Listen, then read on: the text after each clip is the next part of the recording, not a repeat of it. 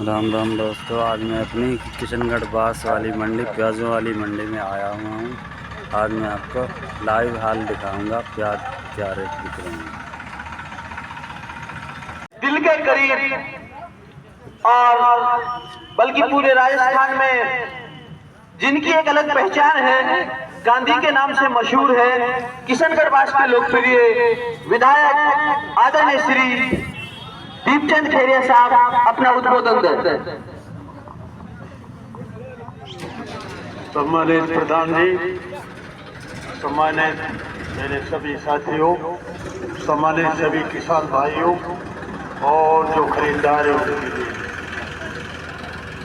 बहुत अच्छी बात तो यही पिछले साल, इसलिए किसानों ने दोगुनी तिगुनी ये पैदावार प्राप्त की।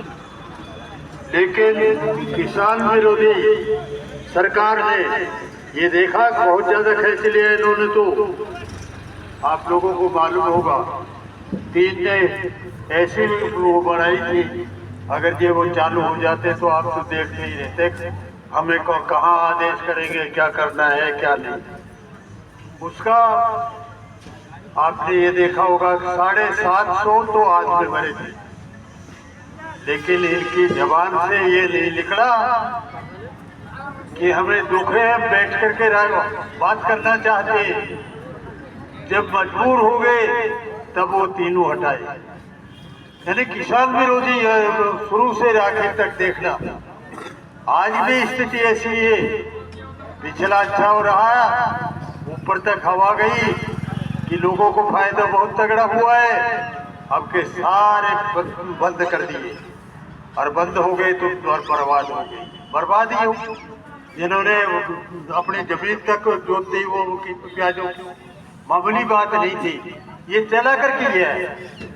इसलिए किसान विरोधी सरकार हमारे लग रही है, वो किसानों की दुश्मन है, वो उद्योगपतियों के पक्ष में है। और सारे उद्योगपति भी नहीं, कुछ लोग बात ठाट रखे, इसलिए उन्हीं के बारे में आप लोगों को देखा होगा ये काम करते हैं। इसलिए ऐसी सरकार के बारे में मन बना लो।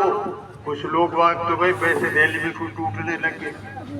देखो, मैं आपको घर गिरावट आने लगी और कुछ मनचाहे जैसी भाषाओं में, अरे ये मेव है, ये वो कर देंगे, ये वो कर देंगे, इन बातों में भी टूट रहे। अरे सारे एक है, सबों में खून एक है। आप अपना वो है, कौन किस धर्म को मानेगा, कौन किस। अब हिंदुओं में एक धर्म है क्या? हजारों उन्होंने अपना कर रखा है अलग अलग। तो ये ऐसी बातों में करके इधर उधर कर देते हैं। इसलिए साथियों, इन बातों को भी देखने की जरूरत है। सबसे तगड़ी बात है कि आप पैदावार करें, और पैदावार ये कि नहीं, पूरे राजस्थान में बहुत सी चीजों की पैदावार होती है और उन पैदावारों से फायदे भी हो रहे हैं। वो कहते हैं कि मुझे मेरे तो 2-2, 3-3 लाख रुपए की बचत आ जाती है। उनको भी पकड़ो, उनके यही एक के लिए घुस जाओ, इनमें थोड़ा करो, कुछ औरों में करो, कोई फायदा तो हो। सबों में करोगे जो हो जाएगा, कहे में नुकसान हो रहा है तो दूसरे फायदा हो रहा है। इसलिए दुख नहीं पाओगे और कमजोर नहीं हो पाओगे। ये कार्यक्रम शुरू करें। एक बात मैं विशेष तौर से कहना चाहता हूँ, आज आदमी बढ़ता जा रहा है। क्यों मर रहा है? ये हमारी देन है। ये बस समझना कि हम अछूते सबों की देन है। आज ये कहिए कि हाई पॉइजन छिड़काव करते रहते हैं। मैं जाता हूँ हर एक गाँव, मृत्यु हो जाती है, वहीं पहुँचता हूँ मैं।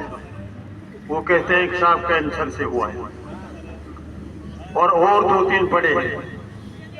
हालत ये होती जा रही है। क्या करोगे अगर ये इस तरीके की बात है? घर के घर वो साफ हो जाएगी। इन बातों को सोचना पड़ेगा।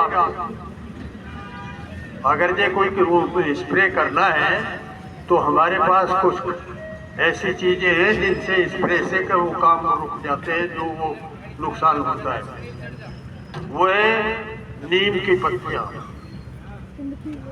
नीचे है, ये क्या कहते हैं उसको, इनको सड़ाओ पूरी वो रख करके और उनका स्प्रे करो, वो बढ़िया रहता है, वो फायदा भी देता है।